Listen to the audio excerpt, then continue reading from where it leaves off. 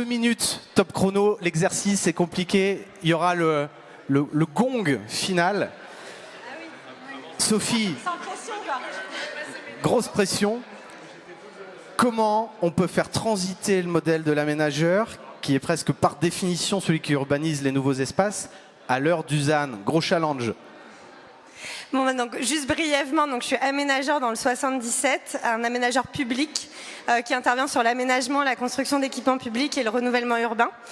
Donc on a un territoire très hétérogène avec 3 villes qui avoisinent 40% de logements sociaux et qui concentrent de l'habitat très dégradé, mais surtout le reste du territoire très rural et agricole.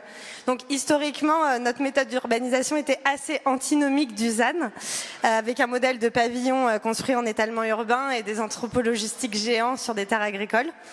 Donc finalement, c'est presque cet étalement qu'on pourrait considérer comme une opportunité aujourd'hui, puisque plus on s'est étalé, plus on a un gisement important de friches à requalifier et un très beau terrain de jeu pour le Bimbi.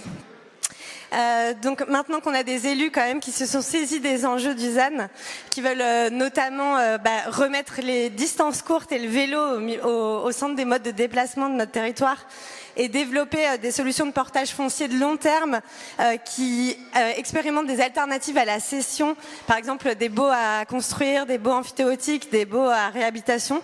On a des perspectives pour devenir un peu plus bons élèves, enfin des meilleurs élèves en tout cas, pour concentrer l'urbanisation sur elle-même. Sachant qu'on a un territoire qui est à 25 minutes de transport de Gare de Lyon, donc ça a quand même un peu de sens.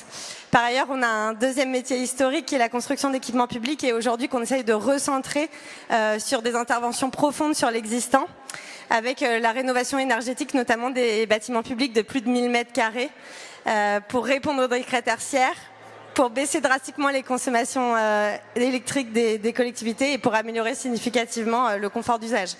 Donc l'enjeu est double, renforcer notre ingénierie sur le volet thermique notamment, et puis accepter un changement de paradigme qui a un coût, et créer les conditions pour que les acteurs publics passent d'une posture subventionnelle à une posture d'investisseur stratégique. Merci Sophie. On peut l'applaudir parce que l'exercice, il est bien chaud, hein.